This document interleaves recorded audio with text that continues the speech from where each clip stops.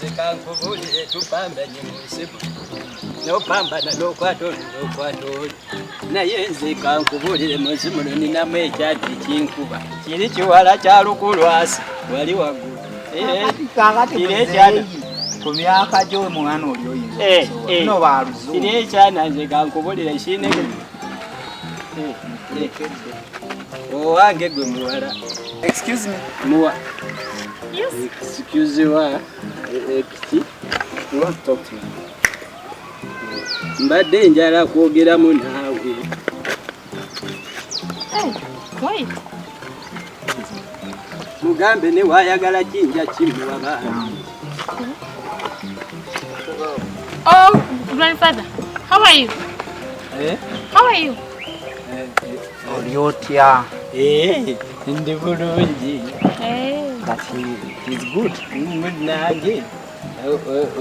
Nkuba nkwagala.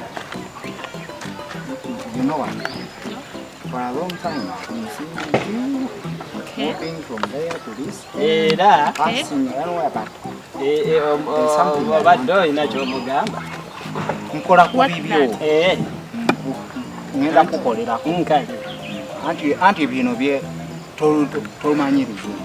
Ate wa luzungu kyekizibu. Nkale mugamba mbikolereko ndabe nga omufuna. Nkale.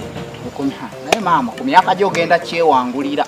Kale nkiraba nange kiri pasenti.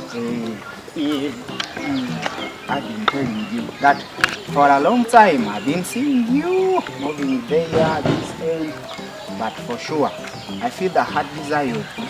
Naba yagala kutunda nsolo zange ziri nja kuzitunda muwe kyayagala. Nanti kati mpaamu obudde njogere naye nkukolere ku nsonga zo. Nkale naye ekyana naawe okiraba kiri pasenti. Ono kisobola. Bamukola ku nsonga kuliko. Nkale. For sure, when we lie, see over, how can I contact you? Yeah, I'm going to give you my number. That's it.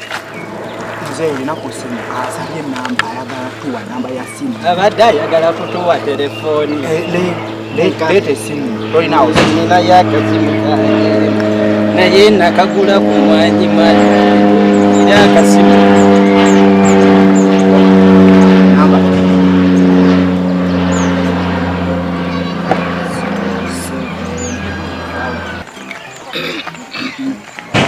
Maybe we shall talk, eh?